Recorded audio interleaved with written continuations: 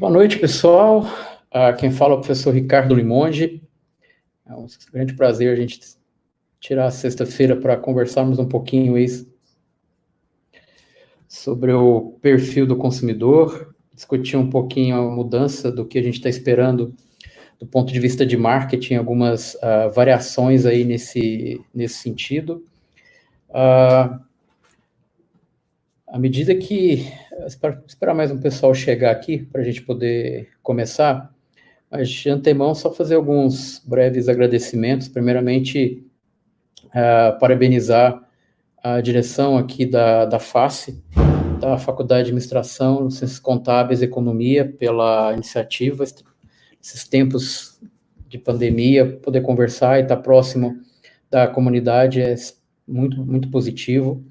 Então, agradecer a direção em nome do professor Moisés. Agradecer também ao Jefferson, que é o professor de comunicação, ter feito um trabalho brilhante aí, como forma de estar divulgando. Rapidamente, só me apresentar, para a gente já esquentando as turbinas aqui, a previsão que a gente conversa aí em torno de 1 hora. Eu, particularmente, assim como em sala de aula, eu gosto mais de ter uma interação do que sair falando, até daqui a pouco, quando for chamar o professor André. Então, por gentileza, assim, eu consigo ver o chat aqui. Fica à vontade para colocar provocações ou reflexões para que tanto a minha fala quanto o professor André a gente possa envolver vocês. Vai ser muito positivo a gente poder conversar e conseguir direcionar uma visão aí em relação aos consumidores. Uma breve, então, apresentação. Meu nome é Ricardo Limonde, sou professor e pesquisador aqui da FACE UFG. Atualmente estou na coordenação do programa de pós-graduação em administração aqui do UFG. Minha área de pesquisa está concentrada na área de marketing e métodos quantitativos. Meus estudos também focados em tentar analisar a questão comportamental sobre diferentes perspectivas, tanto seja da economia, ou algumas outras variações. E eu coordeno também um grupo de pesquisa que aproveito para convidar todos vocês a participarem, seguirem a gente no Instagram, chamado de ADMKT. O ADMKT é um grupo de ensino, pesquisa e extensão. Então, se vocês quiserem trocar uma ideia, conversar sobre pesquisas, ali vai ser o ambiente para vocês poderem conversar com a gente. A gente também tem reuniões e grupos de pesquisa, então fiquem à vontade para a gente poder conversar. E toda essa live está sendo provocada, agradecer a professora Dayana Paula Pimenta e a professora Leteia pelo convite. Elas são as coordenadoras do MBA em Finanças e Gestão Estratégica, que durante esse tempo de pandemia eles tiveram um trabalho louvável de manter os alunos ativos. Vai estar abrindo uma nova turma agora também. Se vocês tiverem alguma dúvida, a gente pode passar depois algumas informações para vocês. A live foi um convite delas, que de antemão, eu como um dos professores do curso, assim como o professor André, nós topamos como forma de aproximar de vocês e a gente está conversando, tá? Romário, o Instagram do ADMKT é o @ né, admkt.ufg. Daqui a pouco está passando aqui de baixo as instruções para vocês poderem conversar, tá bom? Bem, os canais também estão à disposição aí, estou tentando entender bem o funcionamento aqui, mas está super bacana aqui, tá legal? Bem, para a gente organizar então, só para esquentar um pouquinho, vocês devem ter visto uma série de relatórios, uma série de preocupações quando a gente começa a trabalhar com a questão de mercado, do que efetivamente vai estar acontecendo.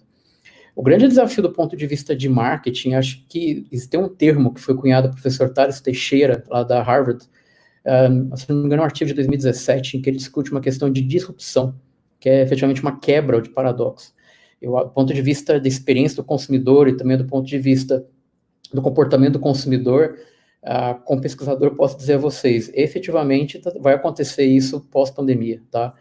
Acho que não só pós, mas a gente também pode pensar durante todas as mudanças que nós estamos tendo dentro de casa, nas pessoas que estão próximas, mas também no que a gente tem como plano que vem pela frente. Se a gente for pegar nessa época moderna, vamos dizer, a nossa geração, nós tivemos até então um período em que nós não tínhamos certeza do que poderia acontecer.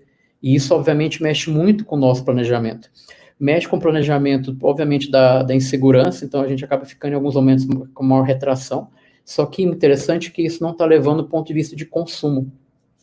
Há mais ou menos 10 dias atrás, saiu uma reportagem lá na Forbes, discutindo um pouquinho que nós consumidores, a expectativa das lojas, principalmente as marcas de luxo, é que durante a pandemia a gente ia conseguir parar de consumir, principalmente marca de luxo. Se vocês verificar, o comediante tem brincado muito com isso, dizendo assim, poxa, você comprou um relógio de 5 mil, você que tem um carro lá de 300 mil reais, o que você vai fazer com isso agora que você não pode sair de casa? Essa reflexão, pela reportagem da Forbes, mostra exatamente o contrário. Mesmo durante a pandemia, em que a gente está ficando praticamente em casa o dia inteiro, o consumo tem sido mantido até certos pontos, até aumentado. Então, isso aí, obviamente, tem uma grande influsão, tá? A partir disso, a gente vai discutir, então, todo esse contexto por uma ótica de experiência, também trabalhando bastante a questão de canais, ou seja, como é que as marcas estão chegando até nós enquanto consumidores. Então, fica uma forma da gente poder interagir. E também discutindo um pouco sobre emoções, o que a gente está sentindo, quão difícil está ficando para a gente conseguir se posicionar. Para chamar o professor André, então, gostaria que o professor André pudesse participar para a gente trocar uma ideia aqui durante a live. Boa noite, professor André. Boa noite, pessoal. Boa noite, Ricardo. Queria agradecer aí pelo convite. E aí eu espero que a gente tenha aí uma ótima conversa nessa sexta-feira. O professor André está na Friorenta, cidade de São Paulo, nesse momento. Em Goiânia, a cidade está um pouquinho melhor. O Alan está falando que o consumo de cerveja aumentou. Acho que de bebida alcoólica, de maneira geral, acabou aumentando nesse momento, por forma de extravasar uma série de critérios. André, primeiramente, então... 208% aumentou o consumo de bebidas alcoólicas nesse período. Infelizmente, eu estou fazendo parte desse percentual, não era o ideal, mas nós estamos fazendo parte do quantitativo. André, para a gente começar a fazer a discussão, então, desse novo consumidor e essas reações de consumo, você tem direcionado seus estudos aí para analisar a questão da jornada com foco em emoção. Se puder falar um pouquinho para a gente aí, como é que você tem visto aí nas suas pesquisas e também nas suas conversas, como é que está a emoção do consumidor? A tendência, obviamente, é que seja diferente, a gente vai se retrair, como é que você está vendo isso? Então, a minha área de estudo, né, estou dedicando aí uma atenção maior este ano para essas questões emocionais, e é interessante porque as emoções, elas podem transitar entre qualquer tipo de canais, né, e canais vamos definir aqui que pode ser você está indo numa loja fisicamente ou simplesmente comprando online, né. Então, ainda mais nesse período de Covid, a gente está conseguindo verificar que os consumidores, né, mesmo tendo essas emoções negativas, isso acaba refletindo muito nas questões de compras. Então, às vezes o consumidor, ele está nessa questão, né, principalmente aqui em São Paulo, que está um processo, eu acredito, um pouco mais rigoroso que às vezes nos outros estados, por enquanto, né? Às vezes o consumidor ele fica dentro de casa, enclausurado, não pode sair. Aqui em São Paulo, por exemplo, todos os shoppings estão fechados. Então isso acaba gerando uma angústia, né? Isso acaba gerando determinadas frustrações e isso acaba transitando, né? Levando para um aumento de consumo. Então é uma mescla de sentimentos e de emoções que aí nós vamos discutindo aqui. Isso impacta assim diretamente nas questões de compra, né?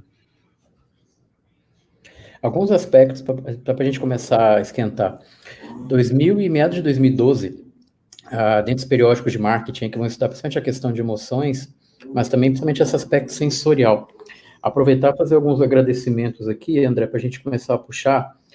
Nós colocamos tanto no meu perfil do Instagram, @limonge, quanto no ADMKT, admkt.fg, e no próprio FinUFG, que é do Ambiente, Finanças e Gestão Estratégica, algumas perguntas. Agradecer ao Mário, que nos encaminhou, a Larissa Santos, a Grace Lara, o Luiz Carlos e o Jorge Kleber. E para a gente começar a discutir um pouco, André, até para a gente pensar um pouquinho nesse processo de consumo que você falou. Quais você acha que na pergunta do Mário, né? Quais são os produtos ou serviços que você acha que vai ser tendência no mundo pós-pandemia? Então, existe diversos estudos, né, de grandes consultorias, McKinsey, né, até a própria Google também está lançando diversos relatórios aí semanais, e nós estamos conseguindo aí visualizar que essa questão do consumo pós-Covid, alguns comportamentos serão alterados. tanto coisas boas e coisas ruins, né? Então, assim, hoje o consumidor, ele está buscando alimentos mais saudáveis, porque está ficando mais tempo em casa, trabalhando em casa, então ele está buscando alimentos mais frescos. No entanto, a gente vê também uma porcentagem alta aí de consumidores comendo de forma inadequada, então pode existir um processo forte aí de problemas na área de saúde com relação ao aumento de peso. Então, assim, hoje provavelmente deve existir grandes oportunidades para as companhias, né, para as empresas, desenvolverem aí novas estratégias com relação ao desenvolvimento de produtos, justamente para atender esse novo comportamento que está emergindo, né, que é uma novidade. Eu imagino que isso seja uma novidade aqui para a gente, né, que eu acho que no nosso período de história, eu acho que nunca tivemos, né, de repente, uma doença tão grave, assim, que impactasse tão fortemente o comportamento de compra, né. E tem um ponto interessante, né, fazendo uma relação. O que a gente acaba vendo muito é essa questão do desespero, né, a gente foi entrar em emoções, essa insegurança. Então, conversando com alguns colegas e alguns alunos, a questão de você entrar no noticiário e ver uma notícia ruim, você acaba tendo mais impulsos. E esses impulsos, obviamente, vão refletindo. Só que você começa a ver do ponto de vista de produto, a marketing vai chamar muito de cesta de compra. Essa cesta começa a agregar mais produto. Então, estava vendo, inclusive hoje à tarde, a Vivo agora está fazendo um pacote que você faz a assinatura e já também tem a questão nossa, fugiu o termo, aquele aplicativo, o Rappi. Você também tem o Rappi Prime. Então, acho que uma tendência que vai ter agora é você começar a juntar serviço, como forma até de baratear um pouco. Então, assim, como diferencial, você pega uma assinatura, mais alguma coisa, você vai juntando. Por quê? Com essa questão da retração, as empresas vão ter que juntar forças para oferecer produto para esse cliente. Esse cliente, até alguns dados, o professor André até compartilhou recentemente comigo uma pesquisa do Google, que vai mostrar, quando a gente for pegar do ponto de vista econômico, existem quadrantes diferentes de consumo e de retração. E, obviamente, as empresas vão ter que se posicionar com preços diferentes, produtos também adaptados.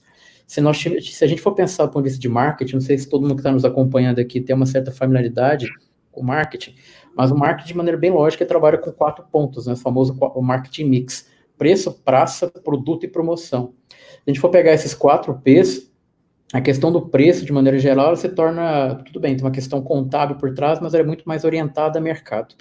Nesse momento de contração, eles começam a tentar trabalhar muito com planos de fidelização. Um ponto interessante, a gente está no contexto aqui de internet, é quando você olha, por exemplo, a quantidade de cursos gratuitos que estão liberados. Então, tem todo um caminho que está seguindo nesse sentido. Se eu trabalho como praça, até uma pergunta que nós recebemos aqui da Larice, foi um pouco nesse sentido, em relação a como que vai ficar essa questão da experiência do ponto de venda. Também extremamente diferente. Todo o gasto, por exemplo, de varejo tem uma diferença. Nesse sentido, deixa eu fazer uma pergunta. Você que trabalhou no Walmart, né, uma das principais varejistas do mundo. Nessa questão da pandemia, como é que você vê a questão aí do ponto de venda? Qual que vai ser essa mudança que você enxerga? Então, partindo do pressuposto, né, que uma boa parte da população, né, em torno de aproximadamente, né, um número extraordinário aí, mas provavelmente mais de 50% da população vai sofrer com essa questão do empobrecimento, né? Infelizmente, devido a essas questões de desemprego, né, e até retornar às atividades normais, e então o consumidor ele vai ter algumas restrições, né? E aí, tendo restrições, o consumidor ele vai acabar limitando e focando normalmente em consumo mais básico, né? Então, aí existe uma grande oportunidade principalmente para baixa renda, né, que vai ser a mais afetada, que a gente chama aí da base da pirâmide, né, que teve uma ascensão muito grande durante desse período, né, alguns anos atrás, e agora provavelmente vai retornar. Mas aí existe uma grande oportunidade para as companhias, né, então, principalmente para grandes indústrias, né, então talvez elas vão desenvolver algumas estratégias com relação ao desenvolvimento de produtos, por exemplo, com packs menores, né? E aí sim o consumidor pode ter o acesso. Então, ao invés, de repente, de comprar aí, por exemplo, um amaciante de 5 litros, vai comprar um de 250 ml, né? Isso você pode pensar que isso vai ser replicado, provavelmente, né? Então, isso já é uma estratégia que acontece em alguns países emergentes, que tem uma alta taxa de pobreza, né, infelizmente, mas talvez aqui no Brasil, de repente, a gente comece a ver aí pequenas embalagens com pequenos produtos, né? Então, a Coca-Cola, talvez reforçando ainda mais aquelas embalagens de R$ 1, de 50 centavos. Então, talvez essa pode ser uma das estratégias, né? E aí, pegando um gancho que você comentou, e vindo da pergunta também da Larice, né? Essa questão do ponto de venda, isso também vai interferir absurdamente, né? Então, hoje, provavelmente o consumidor ele vai entrar no supermercado, ele vai ficar imaginando, né? Será que esse supermercado está fazendo a limpeza de forma correta?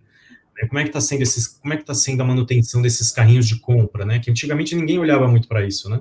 Hoje você vai no supermercado, tem dois funcionários, um com termômetro na sua testa na hora que você está entrando e um outro borrifando álcool no carrinho e na sua mão.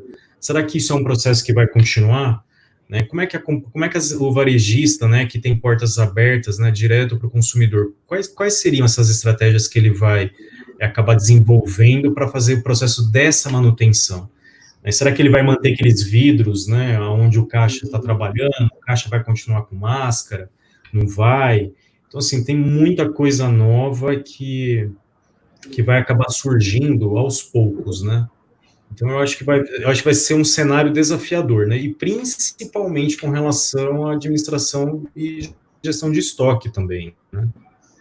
Então, se a gente viu aí nessa primeira fase, né, aqui do Covid, que foi uma fase que foi um choque de realidade, né, onde a gente teve um pico de consumo, o pessoal aqui em São Paulo, por exemplo, achou que o mundo ia acabar, né? Então, você ia no supermercado aqui, tinha filas e filas dobrando quarteirões, né? E aí hoje a gente já entrou num processo de uma curva de descida, num processo de adaptação.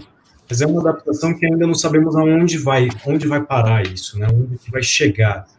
Então, tem grandes desafios aí para os varejistas conduzirem e se adaptarem também, né? Porque tudo vai ser novidade daqui para frente, né? Não tem uma receita de bolo, né? Eu acho que conforme o consumidor ele vai se portando e vai cobrando, né? Que a gente vai discutir um pouco disso também. O consumidor ele vai passar a cobrar mais das marcas, né? Então, isso estende não só para varejo, mas um shopping center, por exemplo, como é que vai ficar a área sanitária do shopping center? Eles vão colocar, por exemplo, algum mecanismo que a pessoa aciona, de repente, o lavatório com a mão ou com o pé, vai manter, não vai? Então, assim, muitas questões sanitárias, né, vão começar a emergir. Então, por exemplo, hoje, essa semana mesmo eu vi, Ricardo, achei interessante, um tapete dividido em dois lados. Um lado você limpa o calçado e o outro você deixa o calçado antes de entrar dentro de casa. Assim, coisas que a gente nem imaginava começam a surgir, né? Então, alguns produtos começam a ser desenvolvidos justamente para minimizar essa questão emocional, por exemplo, do medo, da desconfiança, né, da angústia. Então, enfim, né? Então, são algumas estratégias aí que, de repente, as empresas vão começar a focar mais, né? Mas se a gente dar continuidade, só para pedir a vocês, para vocês sigam aqui o canal da Face, tá? Marquem aí para vocês poderem seguir, vai ter uma série de lives aí na sequência. Respondendo algumas pessoas, eu vou dar sequência nisso. O Alan está falando algo interessante, que é em relação à redução da quantidade com a redução proporcional do preço, né? Relação entre produto e preço. O ponto interessante disso é uma relação lá que o Porter já falava em estratégia, ficar mais claro ainda que as empresas têm que entregar valor.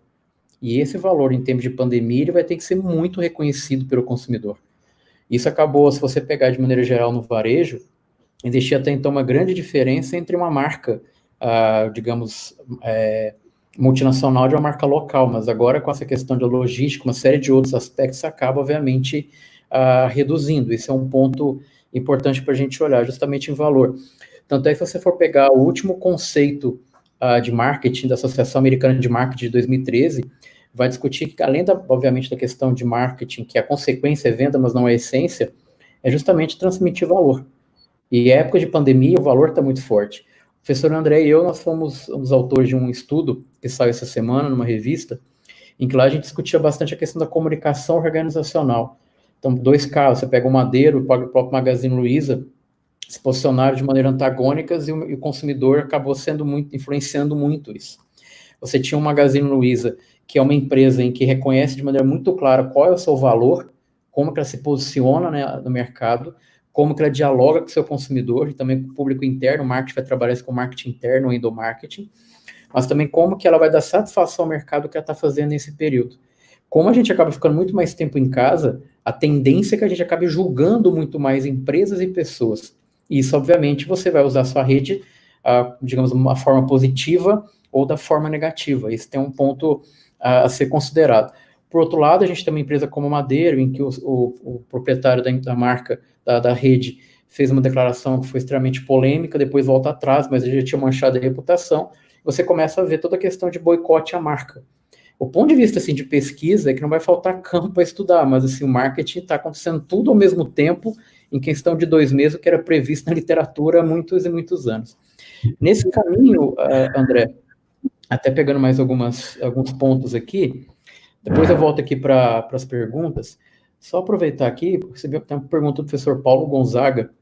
Eu falo muito com meus alunos, que a gente tem que reconhecer. O professor Paulo Gonzaga foi o professor que me fez gostar de administração. Foi a primeira aula que eu tive de administração na minha vida. Foi lá em 13 de fevereiro de 2001, quando eu comecei a administração. Devo o prazer e o gosto que eu tenho de administração a você, professor Paulo. Muitíssimo obrigado. Estou aqui, fruto da competência do senhor, viu? André, uma das coisas que é importante a gente falar nesse contexto é a influência na experiência do consumidor. Você falou do varejo, e aí o Gabriel fala aqui em relação às questões sanitárias. Pelo que você tem estudado, você também que já trabalhou no varejo, nós vamos ficar cada vez mais críticos e nós vamos virar doutores em asepsia.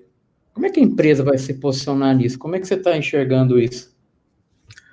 Olha, essa é uma pergunta interessante, porque, veja, essa temática de fidelidade do consumidor, hoje, nesse cenário, e eu acredito que isso vai continuar, isso vai cair por terra, né? Então, nós estamos vendo aí que aproximadamente mais de 25% dos consumidores estão frequentando novas lojas.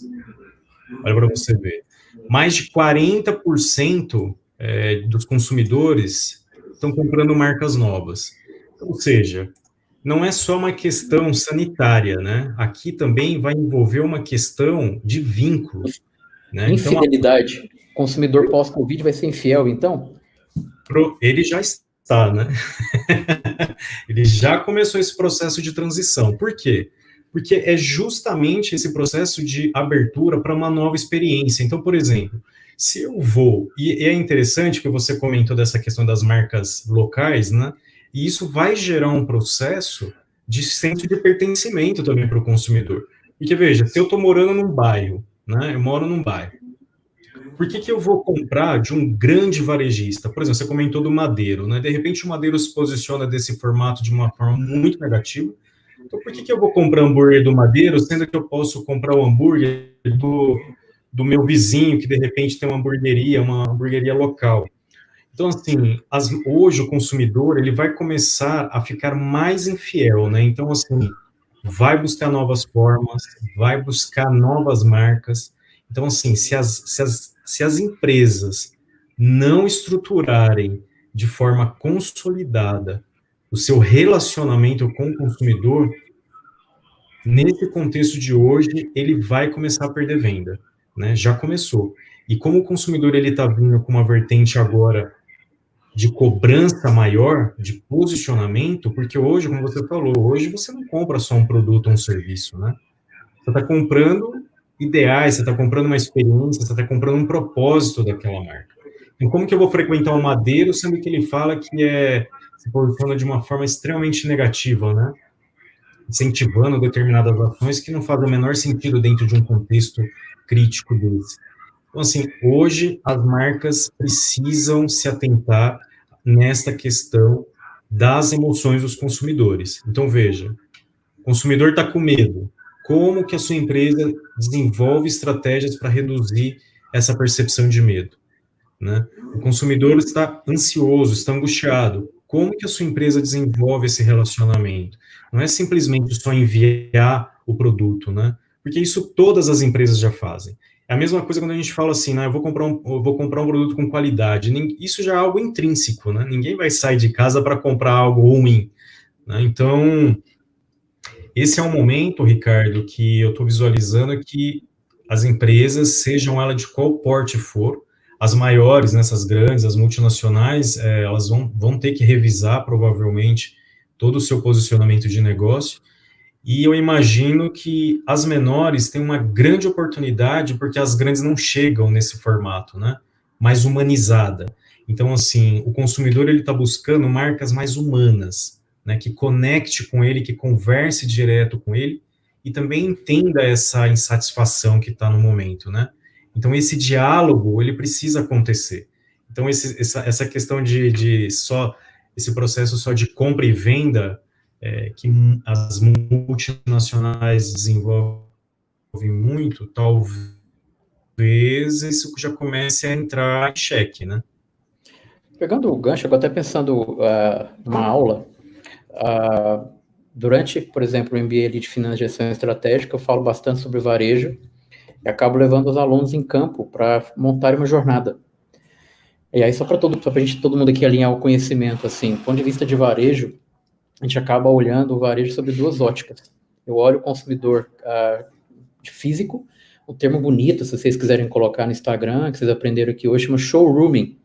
É o cara que está comprando na loja física. E você tinha até então outro consumidor, que era o web rooming, aquele cara que está comprando na internet. Qual que o Covid faz? Ele literalmente racha isso. Aquela discussão que a Amazon começou e muito forte, se você compra no físico ou no digital, isso não faz mínimo sentido discutir hoje. Por quê? O físico tem que existir, porque ali, bem ou mal, é uma forma de você dar consequência a todas as experiências. Só que até foi dito aqui pelo... Subir aqui um pouquinho. Me perdi aqui na mensagem, mas foi mencionado agora há pouco aqui pelo Thiago Santos.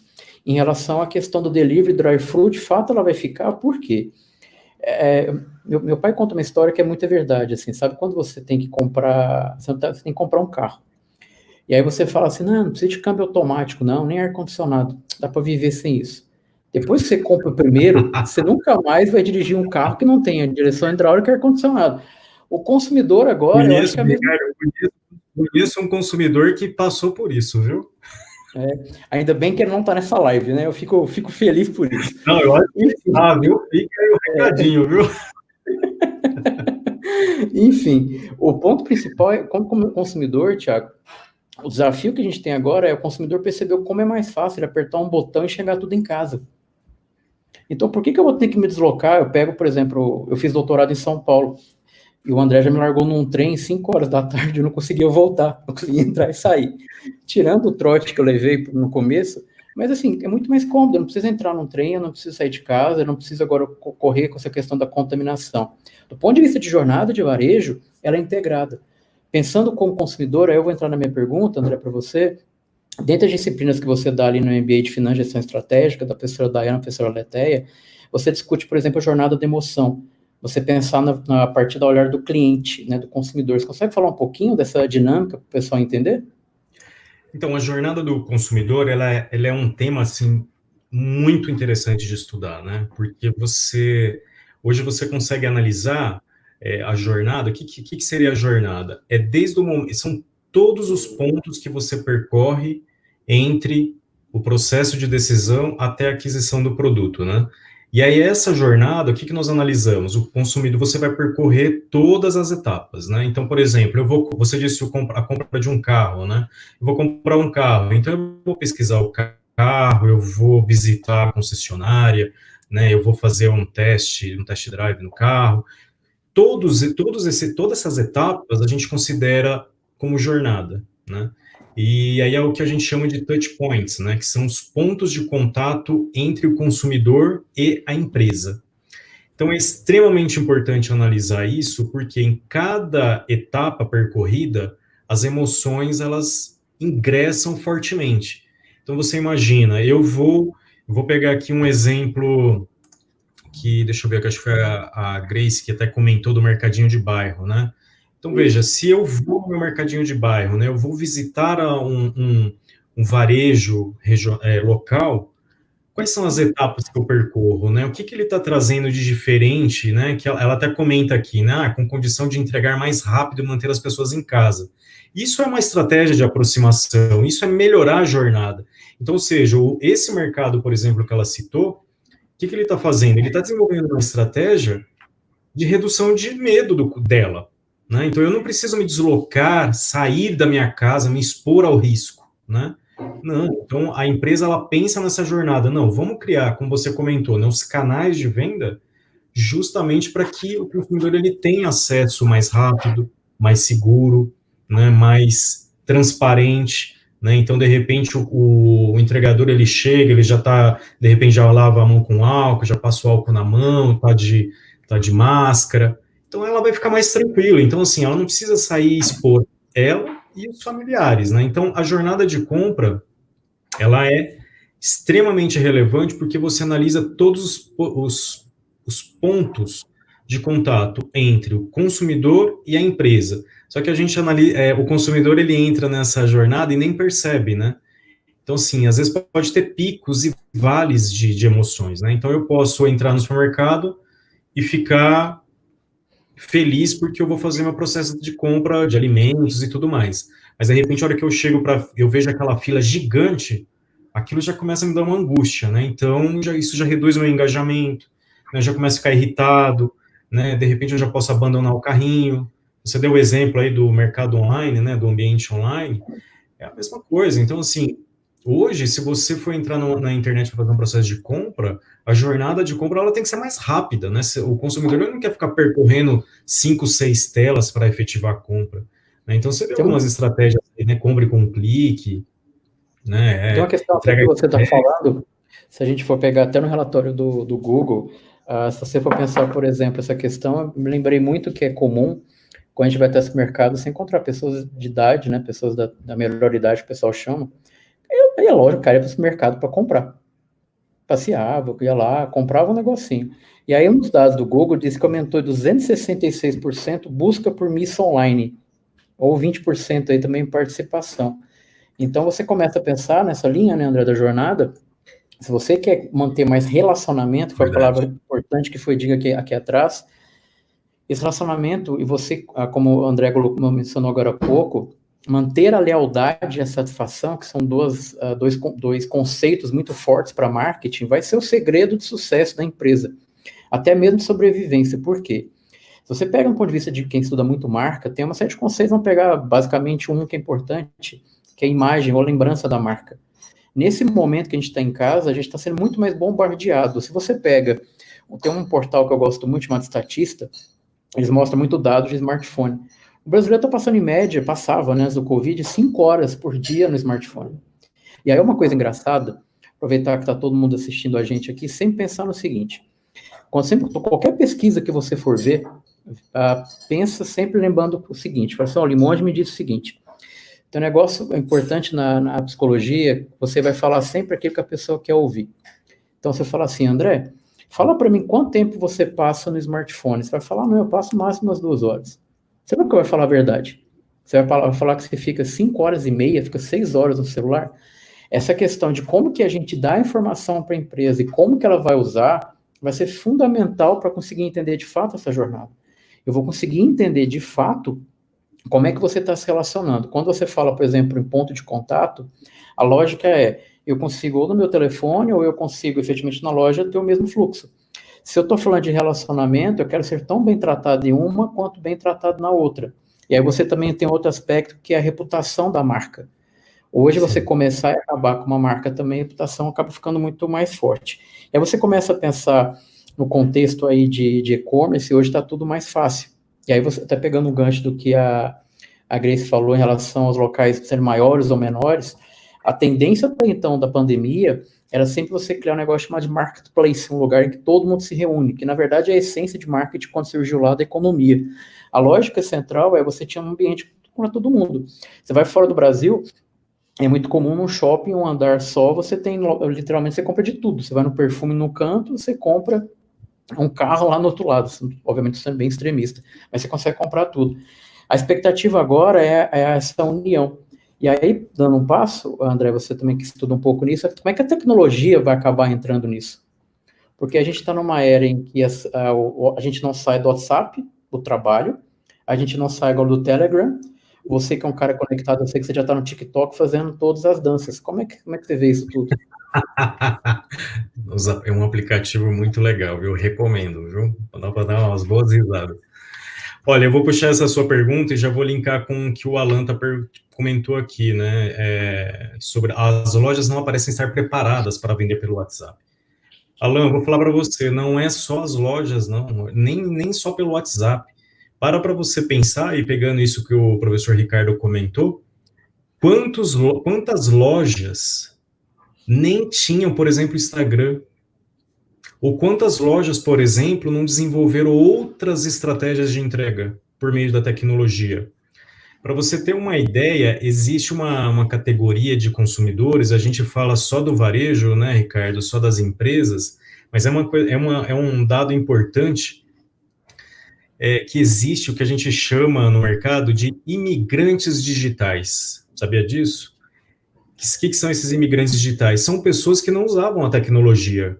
Então, assim, ao mesmo tempo que você tem esses imigrantes digitais classificados como consumidores, nós também temos aí, Alan, os imigrantes digitais empresas, né? Então, você imagina que se a empresa ela só tinha um ambiente de venda, né, por exemplo, só uma loja física, você pode ter certeza que hoje ela começou a analisar assim, qual é uma outra possibilidade? Eu vou entrar no iFood, eu vou entrar no Rappi, só mais 2 dados legais aqui, só para vocês terem uma ideia, aumentou em 198% a busca da frase como fazer compras online. Então, ou seja, não é todo mundo também que está preparado para utilizar a tecnologia. Então, assim, no Brasil, por ter essa extensão assim muito grande, nós temos diversas características comportamentais aí que as companhias vão precisar levar em conta, né? E você puxando também, já reforçando o que você me perguntou, para vocês terem uma ideia, o consumo de entregas, Ricardo, de produtos de limpeza via app aumentaram 400%. Então, assim, é uma tendência que agora o consumidor ele vai começar a ingressar nesse ambiente de tecnologia e de mesclas, né? E com relação a... E aí entra um outro aspecto. A empresa ela não estava preparada, né, para esse contexto. Como é que vai ficar a experiência de compra agora entre os canais, né? Que agora é um novo desafio, né? Antigamente você tinha um canal, agora de repente você tem que fazer o gerenciamento de 2, 3 ao mesmo tempo, né? Então eu tenho que gerenciar minha loja física, eu tenho que gerenciar meu e-commerce, minha loja virtual, tenho que gerenciar o Instagram, tenho que gerenciar um Facebook, por exemplo, tenho que gerenciar meus apps. O iFood disponibiliza aí 3 plataformas para você gerenciar o seu negócio. Então você imagina o tanto de canais que agora a companhia vai ter que gerenciar, né? Então a tecnologia ela veio e vai ficar. Não, assim, é um caminho que não volta, na minha visão. Tem alguns pontos, até aproveitar que a Grace está falando em relação às academias, né? Porque, obviamente, você tinha toda uma estrutura pronta para esperar. E isso, André, até que você disse, pegando o que a Grace falou agora, a palavra planejamento nunca fez tanto sentido na vida de um empresário e de um brasileiro, de um consumidor. Isso fica muito, muito claro, de maneira geral, as empresas, principalmente aqui no Brasil, elas vendem hoje para pagar a conta amanhã. Não tem muito segredo. E agora você vem como uma academia que, obviamente, acaba trabalhando com isso, essas prestadoras de serviço, de maneira geral. Você pega um personal trainer, por exemplo, né? O cara estava focado na academia. A partir de agora, o cliente fala assim, não quer saber? Eu não tenho espaço na minha casa, eu não vou treinar. Ah, mas é importante. Aí eu vou fazer um gancho com a pergunta do Laio, em que ele está perguntando sobre a jornada no marketing político. Falar um termo que se usa bastante, né, André, quando a gente estuda marketing, desde praticamente, vamos dizer, 2012, tem um paper forte nesse sentido. O marketing hoje parte da centricidade do consumidor. Eu não posso pensar do ponto de vista de design. Por exemplo, o professor André usa nas aulas do MBA em Finanças a técnica de Design Thinking. O Design Thinking nada mais é do que você pensar como consumidor. É você tirar o chapéuzinho de que você é gestor ou que você é um cara de engenharia, você falar assim, Até se você pegar os livros clássicos do Design Thinking, André, fala bobeira, você me corrija. Partiu de você falar assim, olha, um case básico de Design Thinking é você tentar melhorar a questão de transporte urbano. Pensa que a partir que você tem que se deslocar na cidade. E você vai se deslocar de um ponto a outro e vai começar a notar tudo que está errado. Fazendo um paralelo, André, nesse sentido, quando a gente fala de marketing político, é você pensar bem o que os meus leitores querem. E aí, fazendo o marketing para varejo. Por isso que o marketing é muito bacana, e o Kotler, quando fala lá de marketing social, faz muito sentido. O fim é o mesmo, não é venda, é valor. Se o eleitor ou se o meu consumidor vê valor, eles vão me remunerar de alguma forma, seja voto ou seja dinheiro. E aí você começa a pensar efetivamente como é que você vai direcionar esforços. E esses esforços, obviamente, acabam ficando economicamente inviáveis, mas você quer manter sustentabilidade. Aí, André, se puder falar um pouquinho dessa questão, então, da centricidade do consumidor, na questão que você trabalha com design, acho que seria bacana.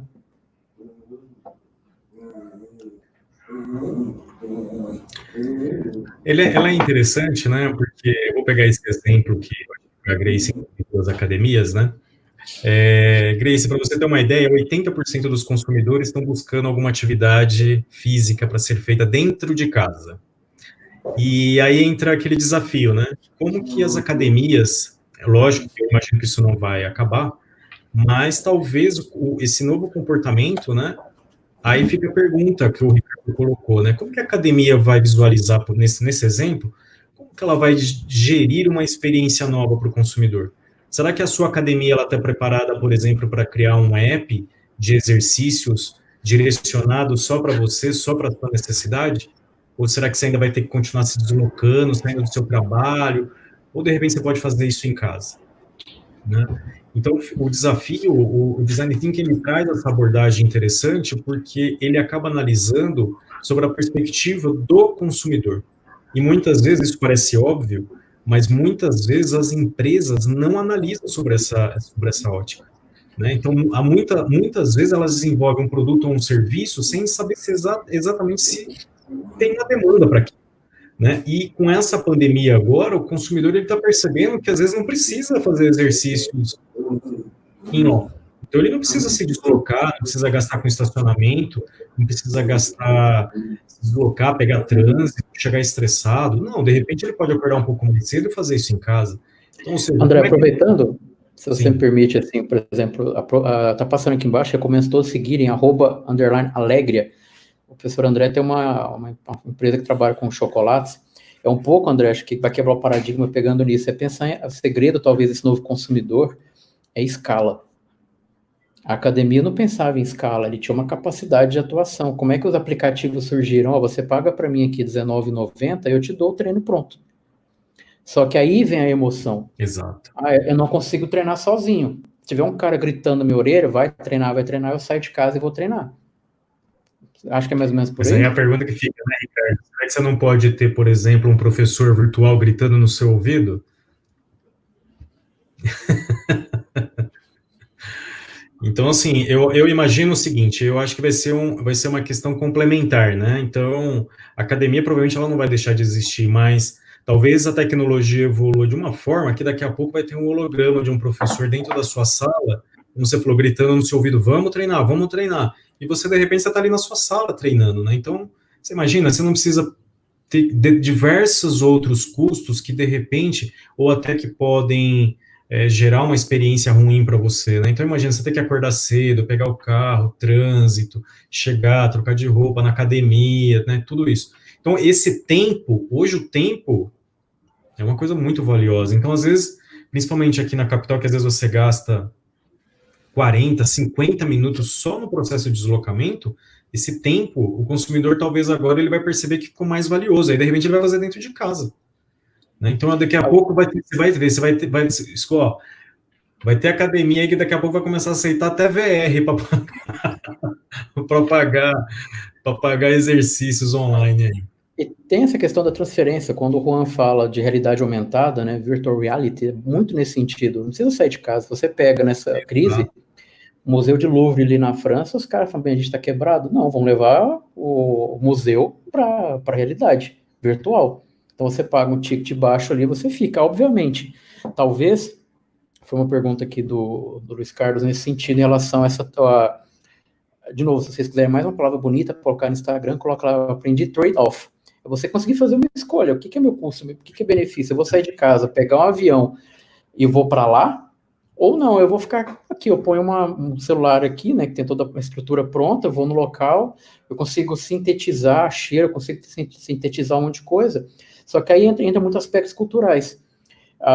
Tem uns estudos que apontam bastante, assim, principalmente nós, latinos, a gente gosta de tocar no produto.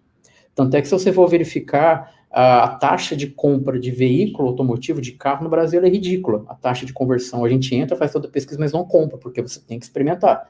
Você vai numa cultura, principalmente como norte-americana, você está acostumado. Você vai lá, olha tudo e fala, não, beleza, tá, compro. E essa questão do custo-benefício é a questão da experiência. Vou dar um exemplo. Se essa empresa que eu for falar estiver ouvindo e quiser me patrocinar, está aberta, o Outback. Tá? Espero que alguém tenha contatos para indicar. Vou adorar receber. A Outback, o que eles estão fazendo? Você faz o pedido, André, não sei se está acontecendo aí que nessa cidade chegou já o Outback? Tô surpreso de ter chegado em Goiânia, cara. Então, o Outback quando...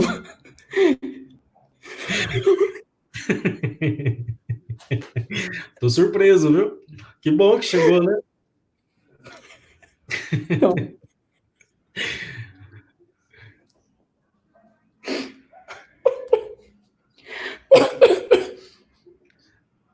Respira. A gente brinca muito, gente. A gente brinca muito o saco do Ricardo, que eu falo que as novidades demoram para chegar, às vezes, em Goiânia. Ei, Ricardo, e aí? Interessante, o Outback te manda para casa um saquinho em que você compra o produto, por exemplo, e fala, olha, coloque a trilha sonora tal, coloque e baixe a luz. Então, você levar essa experiência também vai fazer muito sentido. Não experiência física, assim. Obviamente, a tua estrutura no teu apartamento é diferente, mas eu quero tentar pegar o mesmo cenário, aquela mesma emoção que você tem fora, eu vou tentar... Oi? A mesma atmosfera da loja, né? Então... Exatamente. Então, talvez o grande desafio também dessa relação entre o custo-benefício é você conseguir, de fato, alinhar um pouco a expectativa. E aí, pegando a ideia do Outback ainda, isso está acontecendo muito no iFood. Até o professor André, a gente estava discutindo para escrever um artigo junto, né, André, que é você... Será que agora a gente está muito mais crítico para avaliar uma empresa no iFood? Eu não sei vocês, mas, por exemplo, quando eu peço alguma coisa, os caras estão ligando e falam assim, você gostou? Você vai avaliar a gente? Então, a opinião que eu estou dando, principalmente no ambiente de delivery, vai fazer muita diferença. Porque isso acaba acontecendo, né, Ricardo? Porque você veja, né? Essa semana mesmo eu estava comentando que eu estava assistindo Netflix, né? E lá tem a porcentagem de avaliação. Por exemplo, filmes abaixo de 60% eu nem olho, passo direto. Então, você imagina isso para a área de alimentação, né? Que é um processo mais crítico ainda, né? Então, imagina se nesse período o restaurante não conseguir criar um ambiente de transferência, né? Isso que você comentou do Outback é muito interessante, porque ele está tentando transferir uma experiência que ele, né, do local, que é uma iluminação mais baixa, o som mais tranquilo, tal, para sua casa, né? Então, ou seja, como que você pode transferir isso, né? E puxando esse gancho que você está comentando, isso é o que a gente chama de marketing sensorial, né? Porque as marcas, normalmente, quando você frequenta esses ambientes, eles trabalham só 2 pontos de contato, né? Ou o visual ou o paladar. Mas e a escuta, né? E o toque? Né? Como é que isso pode ser desenvolvido dentro da sua casa, como você comentou, né? Porque, às vezes, o que acontece? Você pede para ele colocar aquela playlist, baixa a iluminação, então você está trabalhando com a audição, né? Você tem a parte da alimentação que você está trabalhando com o paladar, o visual. Inclusive, quando a gente faz pedido do Outback aqui, a gente acha muito interessante. Aqui não tá vindo essa playlist, não, viu? Mas o que é interessante é que os pratos, eles vêm tudo dividido. Isso. Como se você consegue montar o prato exatamente igual se você tivesse no restaurante. Se você tivesse lá no Outback, ter feito o pedido lá. Então, um desafio que fica aqui é como as empresas, como as marcas, né, vão desenvolver os aspectos sensoriais, né, justamente para melhorar a questão da experiência de compra e potencializar as emoções desse consumidor. Nesse caminho, até o Juan colocou uma pergunta bacana, essa questão do neuromarketing, ele é um dos estudos que é tendência hoje. O problema é que ainda é uma ferramenta extremamente cara para você conseguir identificar. Tem uma colega nossa que, lá na época de doutorado, a Juliana ali do INSPER, ela estudou isso. O grande problema é você conseguir identificar, Juan. Eu acho que o grande caminho hoje para conseguir identificar esse perfil é uma área que eu milito, assim, que é economia comportamental. É você conseguir fazer experimentos e você conseguir tirar as informações. Por exemplo, geralmente quando eu dou aula de comportamento do consumidor, eu dou um exemplo quando eu vou falar de segmentação. Se você, o exemplo que está nos livros e textos de marketing, você pode pegar uma informação e falar assim, olha, eu quero um cara que nasceu na Inglaterra, que ele tenha sangue azul, ou seja, que tenha passado, tenha nascido na família real ou tenha recebido um prêmio nesse sentido, reconhecido, e seja, sei lá, rico quando você coloca um limite financeiro. Se você jogar do ponto de vista de dado, vai aparecer o Príncipe Charles de um lado e vai aparecer o Ozzy Osbourne do outro. Numericamente, os caras são iguais. E aí, quando eu vi para mapear o perfil do consumidor, eu vi uma camada de comportamento. Eu fiz um curso no meio do ano passado, trabalhando sobre machine learning, que é uma área que eu estou aprendendo, é você começar a tirar, você começar a pensar comportamento, como é que o André se comporta. Então, assim, eu posso colocar um site, a partir do momento que o André entra, a forma com a qual ele está mandando com o mouse, eu consigo verificar, por exemplo, se ele é um usuário que é mais focado no list, que ele vai ver toda a tela. Então, se vocês entrarem, por exemplo, no site do Booking.com, você vai verificar que tem uma foto grande central, e em parte de baixo ele começa a customizar os serviços para justamente ajudar. Aquilo lá, por exemplo, em economia comportamental, a gente chama de arquitetura de escolha. Quem fez isso muito bem é a lógica do McDonald's. Você vai lá, você tem um pacote, em vez de você gastar muito tempo. E você começa a verificar que o perfil desse consumidor não é que ele está mudando, você está dando estímulos diferentes. Por que o iFood faz muito isso? Você recebe cupom o dia inteiro. Eu acho que 5, 10 reais os caras não vão fazer a mínima diferença, mas ele está conseguindo entender o seu comportamento e ver a hora que você faz pedido, por exemplo. Você vai ver que são horários críticos ali do tempo. O grande, talvez, desafio que você vai ter nisso tudo é como que você vai fidelizar, porque todas as empresas, praticamente, né, André, estão usando basicamente as mesmas armas, por assim dizer. E aí, os pesquisadores não têm um problema e quem monta estratégia de marketing também. Você vai, por exemplo, até questão de live mesmo. Hoje a gente começa a ter muito mais critério para assistir, porque não tinha tanto. De repente tem um monte, você fala, por que eu vou assistir essa e não vou assistir a outra? Esse excesso de conteúdo para varejo, né, André, chama de confusão do consumidor. Eu começo a receber tanto estímulo que eu vou fazer um filtro. Vou até fazer uma pergunta para vocês que estão assistindo, a gente já está encaminhando daqui a pouco para o final. Quantos cursos vocês começaram a assistir e não terminaram? Se vocês puderem comentar nos comentários.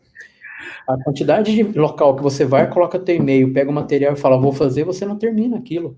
Quantidade de estímulo, né, André? Exato. Isso é uma informação legal também, assim. Tem um lado bom e tem um lado ruim, né? Esse confinamento, muitas pessoas estão tirando alguns planos que estavam engavetados, né? Então a gente vê aí um aumento, né, você comentou dos cursos, um aumento de mais de 18% de inscrições em cursos online. E aí fica a pergunta, como é que vai ficar as instituições educacionais presenciais, né? Está aí um desafio.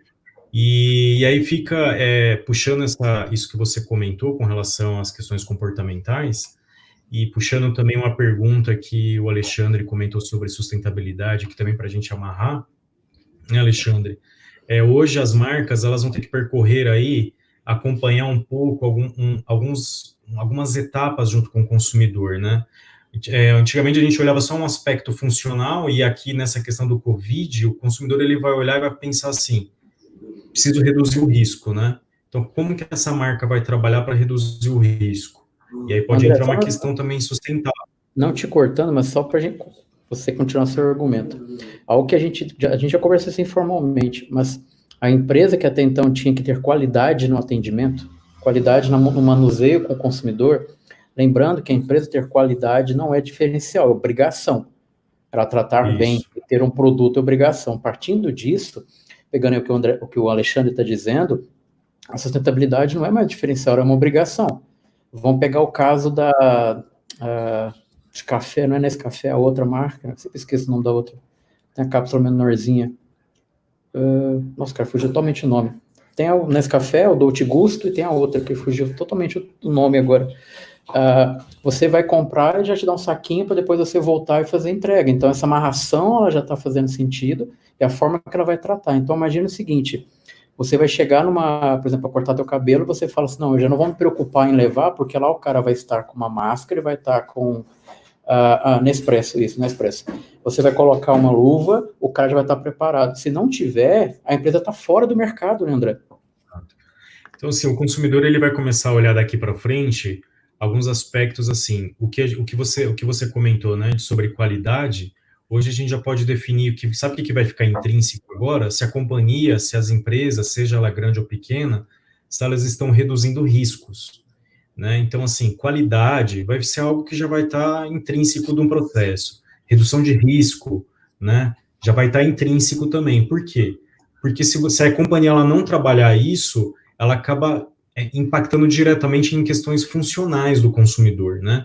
Então, assim, isso vai afetar a qualidade, vai aumentar, por exemplo, a insatisfação, aquele mal-estar do consumidor. Então, assim, a marca ela tem que garantir, no mínimo, né, as questões funcionais, depois ela vai ter que olhar o aspecto emocional, porque nesse contexto que a gente está hoje, né, Ricardo, fica a pergunta para as empresas, né, qualquer segmento, como você reduz o grau de ansiedade, né? Porque isso pode desencadear outras emoções negativas, né?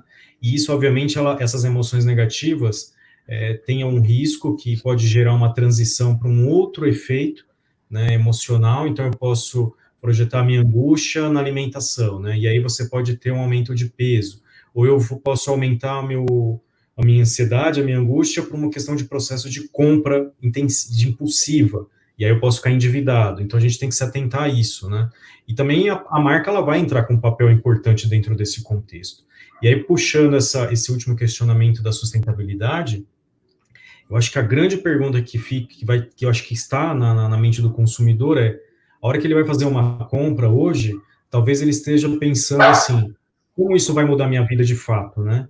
Ou seja, será que eu pertenço de fato a esse contexto que eu estou realizando a compra? Será que faz sentido? Talvez o consumidor ele possa, a partir de agora, eu acho que vai ser um balanceamento, né? Obviamente você vai ter ainda os consumidores que vão ficar nessa impulsividade no momento, mas talvez a hora que passar essa fase, ele vai cobrar mais das empresas, né? Será que por que elas estão produzindo dessa forma? Eu estou vendo, por exemplo, alguns movimentos no fast fashion, né, que é esse mercado de moda que passa muito rápido. Estou vendo grandes marcas aí já reestruturando todo o processo, que não justifica você ficar produzindo e depois você perder o que foi produzido em 1, 2 meses, perder uma coleção inteira, né? Então, grandes marcas já estão repensando, né? Então, elas possuem um papel importante nesse padrão de comportamento, porque elas acabam estimulando isso, né? Então, o consumidor também acho que vai ser uma mão de duas vias aí, né? A marca vai começar, algumas marcas vão começar a se reposicionar melhor com relação a essa questão de sustentabilidade, e o consumidor ele vai começar a se sentir mais pertencente a esse universo e vai cobrar mais, né? Esse pertencimento pode vir do ponto de vista de tecnologia quando você trabalha muito com a customização, né? Você vai cada vez mostrar que ele é diferente, ou seja, não tem um padrão para todo mundo. Com a redução de consumismo e voltar a ter o design mais duradouro, eu acho que, de maneira geral, tem uma questão da obsolescência programada, em que antigamente a geladeira era feita para durar, o notebook era feito para durar esse celular. Isso já, até do ponto de vista de indústria, não vai, talvez, eu acredito que não tenha muita mudança. Eu acho que o que vai ter, talvez consumidores se tornem mais conscientes, mas como eu até mencionei no início da live, a questão de luxo, ou teoricamente para algumas pessoas, o desperdício vai continuar. Infelizmente, o que a tecnologia vai começar a fazer, a gente vai começar a ficar mais seletivo, você tem muito mais opção para comprar. Aquela questão de você se você tem dúvida para comprar, você tem muito mais estímulo. Então, obviamente, isso vai acabar mudando a forma que a tecnologia funciona. Talvez o que vai mudar, isso é uma expectativa que eu espero, é que a questão de planejamento mesmo. Planejar a compra. E isso, para vocês terem uma ideia, tem um instituto de e-commerce no Brasil, que faz as pesquisas na plataforma do e-commerce, eles mostram que, por exemplo, o Brasil é o consumidor que mais deixa itens no carrinho. Ou seja, quando você vai escolhendo os produtos, no final tem lá, você escolhe a quantidade e tal. Porque a gente acaba, indiretamente, já faz muita pesquisa. Quando a gente vai comprar, você abre 2 ou 3 que você sabe que tem diferença. Nessa era, na minha visão, André, que eu te ouvi também, mudou o comportamento, a gente tem mais opção, você começou a descobrir que tem uma plataforma toda digital à sua disposição, se você liga ou você manda uma mensagem não respondida, você já vai desconsiderar. Aquela força do boca a boca se tornou muito mais potente porque a gente está mais tempo na tecnologia. Com certeza. Eu imagino que essa questão de validação, né, de opinião, eu acho que ela vai retornar, assim, fortemente, né?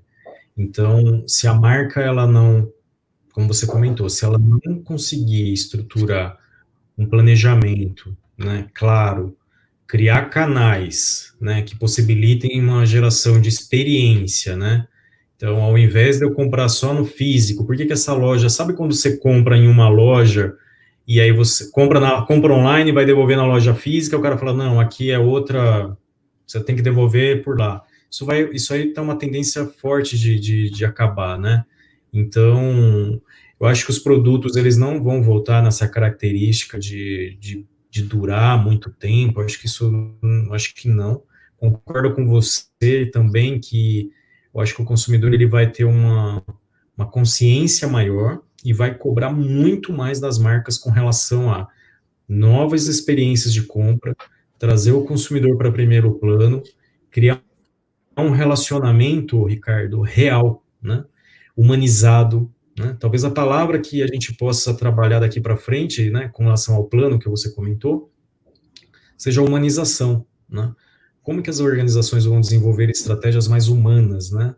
Como é que eu vou desenvolver estratégia para o Ricardo, para o André, para o Thiago, para a Dayana, né? Como é que você vai desenvolver isso? Né? Talvez daqui para frente o consumidor, ele vai começar a cobrar essa experiência e que ele queira se sentir único, né? Então, a sugestão aí é que talvez as organizações comecem a inserir dentro do planejamento, principalmente do marketing, justamente a criação de aspectos mais humanos, né?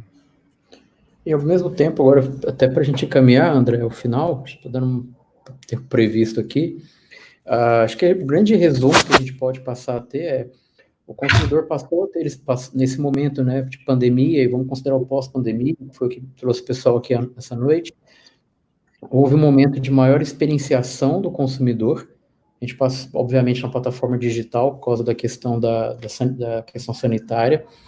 Isso fez com que, de repente, a gente questionasse muitos valores pessoais.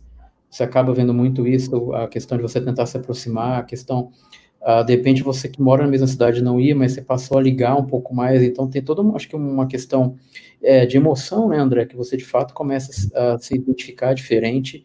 Existe uma preocupação em que a gente vai passar, obviamente, tá mais tempo online, já era uma realidade, vai fazer mais parte ainda, até para o momento que a gente vai entender que é uma certa estabilidade da nossa rotina. Talvez nós, como consumidores, a gente passa a cada vez mais a entender a força que nós temos para melhorar ou denegrir a mesma imagem, no sentido de falar muito bem ou falar muito mal. As empresas começam a perceber que a centricidade, nós como consumidores, nós somos muito importantes no processo. Não é fazer um produto e esperar que o cara bata na porta, eu tenho que sim montar uma estratégia, eu tenho que sim pensar enquanto segmento. Essa questão da tecnologia é um ponto interessante, as pessoas, usuários das mais diferentes cidades, que até então tinham uma resistência, tiveram que dar o braço a torcer, isso é um ponto importante também. Você pega bancos digitais, que até então as pessoas tinham medo, falaram, não, vou abrir um digital porque eu sei que funciona muito mais do que a minha agência. Mudou, a pessoa vê que de repente o trabalho é melhor. Então, talvez grande parte não diria do medo, mas da resistência que a gente tinha à mudança, acho que o consumidor aqui da Covid vai ter esse ponto. Ao mesmo tempo, a gente está falando de uma geração, né? Eu tenho 38 anos, provavelmente a geração da minha filha, que tem 9, já vai ter um impacto diferente. Ela já sentiu isso e a tecnologia já fazia parte desde o berço. Só que isso vai ter um impacto diferente na minha por exemplo, para mim. Então, como é que isso vai vir pela frente? Obviamente, acho que o marketing, do ponto de vista de pesquisa, faz muito sentido. E talvez a grande expectativa que a gente tenha aqui no futuro é não olhar mais como era até então um dado, agora é a questão do comportamento. É você criar uma empatia com o seu consumidor, é você saber ouvir o seu consumidor. Sabe aquela coisinha básica de você no dia do... Não, eu falo isso muito para quem é prestador de serviço. No dia do aniversário, pega o telefone e liga.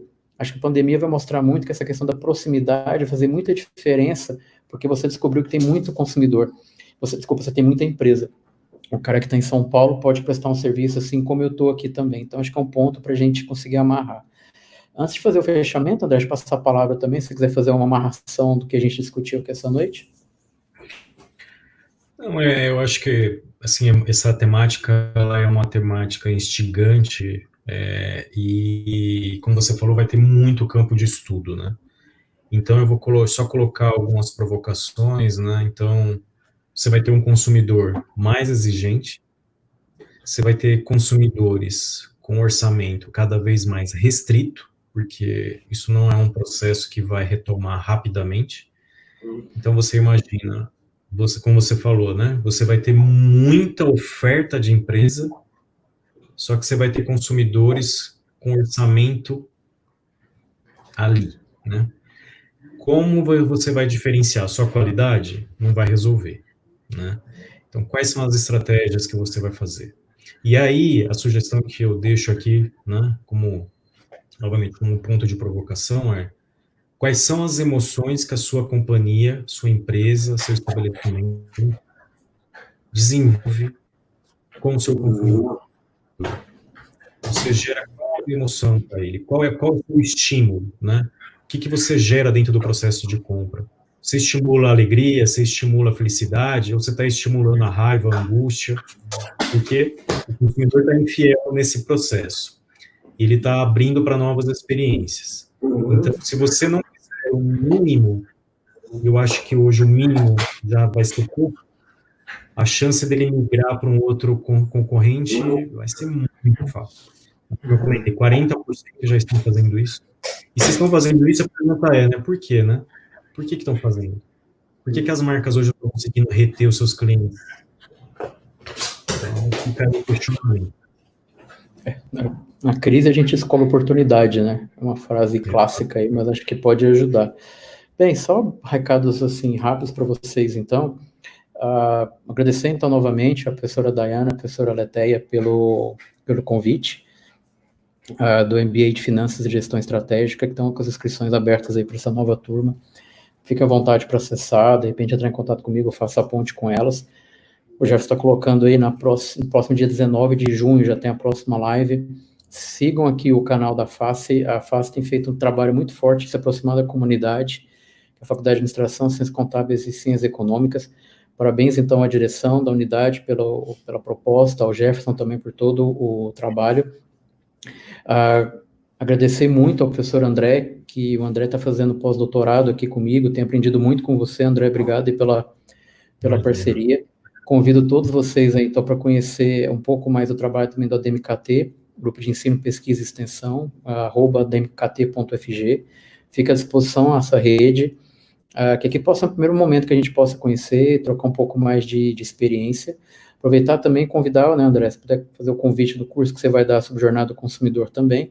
Mas da minha parte é isso, muitíssimo obrigado a todos pelo convite, espero que a gente tenha aprendido ou conversado um pouco nesse momento. Como eu disse, a live que eu combinei com o André era muito mais uma discussão do que a gente sair falando, então foi mais a gente conseguir conversar, e nesse momento a gente conseguir opinar, acho que esse é o momento. Muitíssimo obrigado.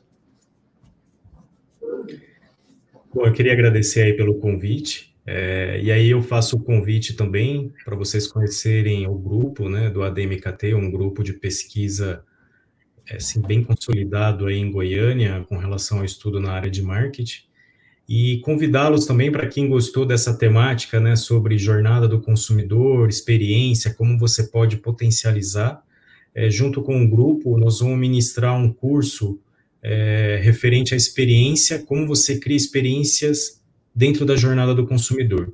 Aí eu não sei, Ricardo, se a gente pode disponibilizar o link aí depois para o pessoal, que são as restritas, né, é um grupo pequeno, ao vivo, e nós vamos construir aí esse processo de jornada do consumidor, tá bom? E aí eu agradeço aí novamente, e gostaria muito de convidar o professor Ricardo para ir no Outback, né, Ricardo? Vamos aí no Outback em Goiânia. Fica aí, eu estou esperando o convite. conhecer o Só Outback que já aproveitando, né, cara? Parabéns. vocês que estão online, o André, quando veio em Goiânia, ele me convidou para ir no Outback em São Paulo, achou que aqui não tinha. Aí depois esse cara vem em Goiânia e descobre que a FENAC estava aberta, a única na América Latina era em Goiânia. Então, assim, Goiânia sofre bullying em São Paulo. Vamos deixar isso bem claro nessa live gravada, tá, André? Eu amo Goiânia, vou deixar isso gravado. Ó, Goiânia tá aqui no meu coração, vou muito para Goiânia, viu? Não, brincadeira, pessoal. Então, muitíssimo obrigado a todos. Fiquem com Deus, fiquem em casa, se cuidem. Uma boa noite a todos.